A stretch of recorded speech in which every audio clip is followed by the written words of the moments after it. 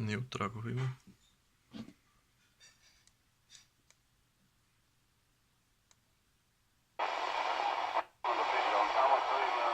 De Leon se čuje u Pirotu. R2 u Pirotu.